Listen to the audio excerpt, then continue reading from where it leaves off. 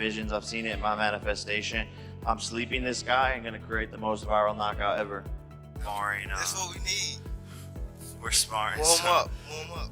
Some I know 8-year-olds. I got the 8-year-olds in there. If I find out anything, I'm going to beat your ass. And I'm going to beat Jaden on Love. On my mama, I'm going to beat both of y'all ass. Will it impact Tank's legacy if Jake Paul were like to beat him or even like knock him out? Dude, Tank's a 3-division world champion, 4-time 3-division world champion. At the end of it, bro, you can't take anything away from him. Gervonta Davis has erupted after Jake Paul boldly claimed he'd knock him out within just 3 rounds. A taunt that's turned their already chaotic buildup into something personal. Many boxing insiders believe this fight is a huge risk for Davis, as it's uncommon for a champion of his caliber to entertain what many view as a mismatch. A loss would seriously damage his legacy. However, if Davis manages to silence the critics and overcome Jake's size, reach, and raw power, it could become one of the defining moments of his career, a victory that cements how fans remember him forever. I think Davis is more to lose because he's the bona fide world champion. I don't care if he's much smaller. I think Jake Paul has sort of plateaued as far as his boxing is concerned. It's rather low level. He's big, he's physical, he's strong, he can hit. So there is that risk. Davis, at lightweight, you're in a moment where it's too physical for you. You can clinch. Against the heavyweight, where you clinching? You ain't getting out of that corner just clinching anymore if you run out of space. You know what I mean? So it's interesting. But Davis, listen, there's a lot of talking points that I'm sure we'll get into when this gets closer to the fight. Davis can still punch at lightweight. Can he drop a heavyweight? There's a lot to gain there, right? If Davis knocks... The answer is yes. If Davis drops Jake on his ass, as much as Davis is the one with more to lose, it's still a highlight moment. A visual that will stay forever. Yeah, but if you get dropped, even if you're smaller, you're still a world champion in multiple weight classes. If you get dropped, what's the look? What's the feel? On the inside, as boxers, me and Chris Algieri, the champ, even you, Jim, you have fight experience, so we know that the risk is a big guy that big hits you. You're probably going down if you're a small guy if he hits you clean. So we know the risk, but how does it look to the public eye who don't understand that? You know what I mean? The public. So there is a lot to lose, though. There's a bit to gain. I wouldn't necessarily have an issue with this had Davis's career arc been one that benefited boxing. Davis was manufactured and put into a position where he's supposed to benefit boxing, and I don't think he has. I think he's hurt boxing. So by giving him this reward, that's my problem. Why are we watching this? Why don't you make him earn his spot that he still hasn't earned, Mike? Jake Paul has turned up the heat, boldly claiming he'll deliver the knockout of the year when he steps into the ring with Gervonta Davis. It's clear he isn't treating this as just another fight. He's chasing a viral, career-defining moment. Paul's fiery statements reveal that he views this matchup as his ultimate chance to silence critics, prove he belongs, and etch his name into boxing history. By promising a spectacular finish, Jake isn't just betting on his power. He's doubling down on showmanship, framing this showdown as something far bigger than just a win or loss. Fighters, because this thing is going to be watched by hundreds of millions globally. Jake, give the people one thing that you can guarantee that they're going to get on November 14th when they tune in to Netflix. Yeah, you're going to see the 2 biggest fighters in America go head-to-head with an amazing card. World championship fights back to back to back.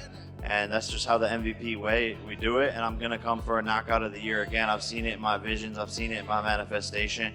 I'm sleeping this guy and going to create the most viral knockout ever. Rolando Raleigh Romero has weighed on the possible fallout if Jake Paul were to knock out Gervonta Davis, insisting it wouldn't damage Tank's legacy.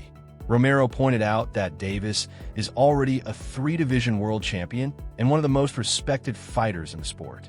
Speaking in Instagram reels and interviews, Raleigh reminded fans that a single loss, even a shocking knockout, can erase years of success, world titles, and dominance across multiple weight classes. Bro, you can't be mad at somebody for doing what they feel is best for them. Will it impact Tank's legacy if Jake Paul were like to beat him or even like knock him out? Dude, Tank's a 3-division world champion, 4-time 3-division world champion. at the end of it, bro, you can't take anything away from him. Bro, you can't be mad at somebody for doing what they feel is best for them. It's the same way Roach feels Tank is the best option for him. Same way that Stevenson thinks Tank's the best option for him, or like all that stuff, right? At the end of it, bro, we just want to do what's best for ourselves, right? Facts. Right or wrong. Facts. So just do what's best for you. Rolando Raleigh Romero has offered a grounded perspective on the Jake Paul versus Gervonta Tank Davis showdown, saying that no matter the outcome, Tank's legacy remains intact. He emphasized that Davis is already a multi-division world champion with a resume that speaks for itself and doesn't need to prove anything by defeating Paul. Still, Romero acknowledged that Jake's size and physical strength are legitimate factors that can't be ignored.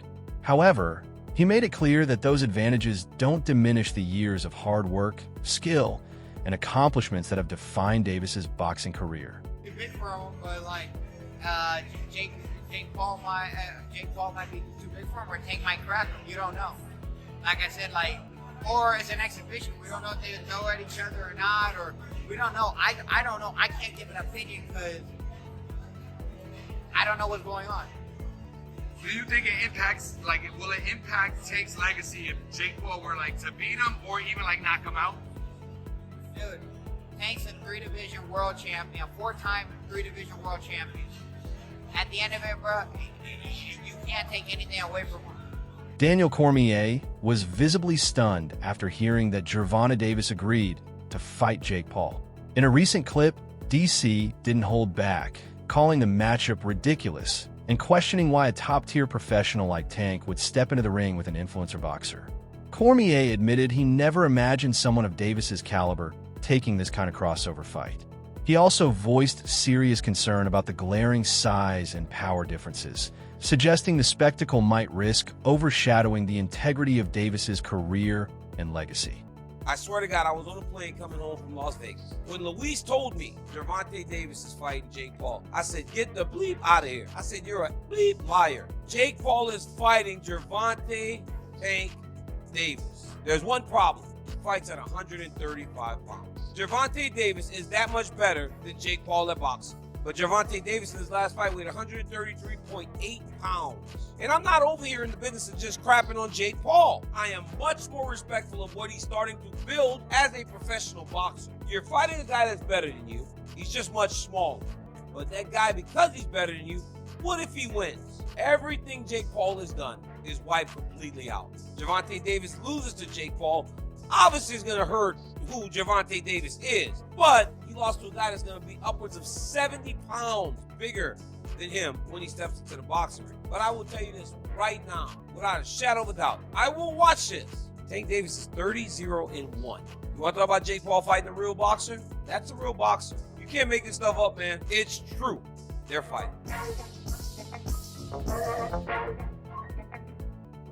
KSI has slammed the growing trend of hype-driven crossover fights, arguing that they blur the line between genuine sport and pure entertainment. In a recent video, he specifically called out Jake Paul for ruining influencer boxing, accusing him of prioritizing spectacle over skill. KSI suggested that many of Jake's promotional tactics are designed to manipulate narratives and grab attention, rather than celebrate real boxing ability or athletic merit. AJ and Jake was never gonna happen. I didn't. Really? Yeah. You thought it's actually gonna happen? Bro, it's so crazy. Like, I feel like so many people just believe everything online. But that's pretty unbelievable on the other hand. I feel like I know. Well, okay, how do I say it like this? Itoma versus White. I had a lot of people bet on White winning. And I'm there like, you guys don't watch boxing, do you? You just look at a record and go, oh, Dylan's fought many more people than Itoma. That record says a lot. Itoma's like 18, not 18, Itoma's 20, inexperienced, one. Like, I just knew Itoma was gonna just destroy him. And I think a good fight for Itoma would be him and Wilder. Journalist Gareth A. Davies has voiced strong concerns about the upcoming Jake Paul versus Gervonta Tank Davis showdown, calling it yet another case of boxing choosing spectacle over substance.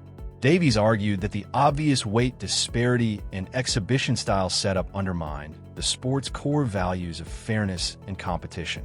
While he acknowledged that the fight will likely draw massive mainstream attention and generate huge revenue, he warned that such events come at a cost, eroding boxing's credibility as a serious, disciplined athletic contest. Signs. I think we've gone out of the frying pan and into the fire because we thought we were going to get Jake Paul and Anthony Joshua very soon. We'll speak to Frank Smith about that in the next section, obviously. Eddie Hearn was teasing it to me personally last week. £80 million on the table for Anthony Joshua to fight Jake Paul. But 8 inches in height difference, 7 weight divisions between them, 5 stone, 70 pounds between them. It's a joke. It's a circus fight as opposed to a disgrace of a fight, which was Anthony Joshua and Jake Paul. At least you feel in this you've got quite a poor, very big one against a pound-for-pound, brilliant, unbeaten little un. And the little un who'll come up to his navel will hit him with a lot of body shots. I said in the week to Danny Kelly and Charlie Brooker that, do I mean Charlie Brooker? No, Baker. Charlie Baker. That Charlie Brooker's a different person altogether. That he'll be throwing the Superman punch, the leaping left hook. It's going to be a very odd thing. It's called, in inverted commas, an exhibition bout. But everybody in boxing who is a name doesn't mind going in with Jake Paul because they know they're making millions of dollars. And that's the only reason that Gervonta Davis, who's being called the poison little elf by Jake Paul, and it'll be fun in the build-up. Everybody in boxing knows they're guaranteed to make millions of those silverbacks, those greenback notes that they give out in America, and they give them out for fun when Jake Paul fights. So he's not going to say no to it. But can you pick a winner in that fight? Gervonta Tank Davis has openly admitted there are several aspects of his upcoming fight with Jake Paul that genuinely concern him as the date draws near. He's repeatedly mentioned Jake's punching power, saying he needs to feel firsthand just how hard Paul can hit. Tank has also acknowledged Jake's size and reach advantages, physical traits he's never faced in a matchup like this. Beyond that, Davis has noted Paul's unorthodox movement and mental toughness, qualities that have unsettled previous opponents and make this fight unlike any he's had before. Still, despite those worries, Tank insists that when November 14th arrives, he'll adapt inside the ring, rise to the occasion, and give everything he's got. Supporters of the Paul versus Davis fight argue that this showdown represents the evolution of modern boxing, a blend of sport and spectacle designed for a new generation. Jake Paul, with his social media roots and entertainment-driven persona, has drawn in countless younger fans who might not otherwise watch boxing. His ability to merge influence with athletic ambition has introduced the sport to a wider audience. Meanwhile, Gervonta Davis stands out for his raw authenticity, confidence, and unapologetic attitude, traits that deeply resonate with younger viewers tired of overly polished, manufactured personalities. Has been 4 years in the making, when a fairly novice Jake Paul made a wish list of future opponents, and right in the middle of that list was Gervonta Tank Davis. Many laughed at the time, and some still can't believe we're here. But these two young men are the face of boxing for Gen Z and Gen Alpha. They are the two biggest boxers in America, and they're putting it all on the line. One has the speed, the skill, the accuracy, and the one-punch knockout power. The other has the size, the force, and the unbreakable confidence to make this must-see Netflix. Does Jake Paul have that concerns you? What concern me? His power. Gotta test his power. Gotta test his just everything. To be honest, I never been in the ring with Jake, so I could say a lot. But when it comes down to November the 14th, I gotta be in there with him. I gotta be his arm reach, his size, his power, the way he moving and things like that. I just gotta adapt, as I fight him come. Nikki Sabidarian, co-founder of Most Valuable Promotions, has confidently responded to concerns about Jake Paul's size advantage over Gervonta Davis. He argued that size alone won't be a decisive factor against a fighter of Davis's caliber, explaining that the heavier catch weight was more about accommodating Jake's relative inexperience than giving him an edge. Bidarian also revealed that the Paul versus Davis matchup wasn't something thrown together overnight. It had been in the works for quite some time. According to him, the fight gained momentum only after a potential bout with Canelo Alvarez fell through. He even claimed that Davis himself had been interested in making the matchup happen for years, and once the Canelo plans collapsed, the road to Tank was finally wide open. It was broke. Jake and Tank are going to happen November 14th. Whatever weight they want, man, they're talking about it, and whatever it is going to be a definitive outcome. People can talk about pro exhibition. We're going to make sure this is as real as it's real.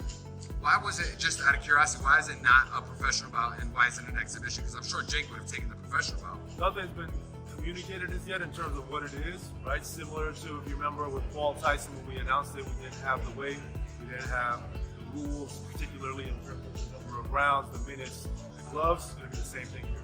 Gotcha. Can you just offer us any insight as to how these negotiations went? The reason I ask is because I remember back in March, I was at Tank's fight, and after his fight in his press conference, he was asked, next opponent. He said, well, my next opponent might have been in my locker room tonight. And people asked him, was it Jake? He made reference, he made allusion to. Has this been an ongoing thing? And has it ever, been at a point where it wasn't going to happen and came back? Or was this always the plan? Always been the plan for Jake to fight Tank once Canelo didn't happen. And to Tank's credit, he's a real bad dude. And he's been calling out Jake for 3 years. And people, it's funny how now they're saying size matters, Jake is big, but for so long it's been Tank would kill Jake Paul. Now you get to see if that's real. Thank you, man. Appreciate you. Nikki Sabidarian has acknowledged the clear size difference between Jake Paul and Gervonta Tank Davis, with Paul coming in heavier, taller, and boasting a longer reach. However, he believes Davis possesses a decisive edge in skill, experience, and ring IQ that can't be overlooked. Tank has spent over a decade as a decorated professional, competing at lightweight, winning multiple world titles, and maintaining a near-perfect record built on power, precision, and adaptability. His speed, timing, and ability to adjust to different styles have made him one of boxing's most dangerous finishers. By contrast, Bidarian noted that while Jake Paul has gained valuable experience, he has yet to face an opponent anywhere near Davis's level of skill or pedigree. Still, the fight has sparked heated debate among fans. Critics on social media accuse Davis of chasing money rather than legacy, suggesting he's sidestepping top contenders in favor of a more lucrative spectacle with Paul. Supporters, however, argue that such criticism disrespects Tank's proven track record, an undefeated career filled with world titles and victories over elite opposition, and that his accomplishments speak louder than any accusations of ducking competition. You wouldn't go ever fight no Shakur Stevenson, no Keyshawn Davis, no Teofimo Lopez, no, none of them dudes. You know what I'm talking about?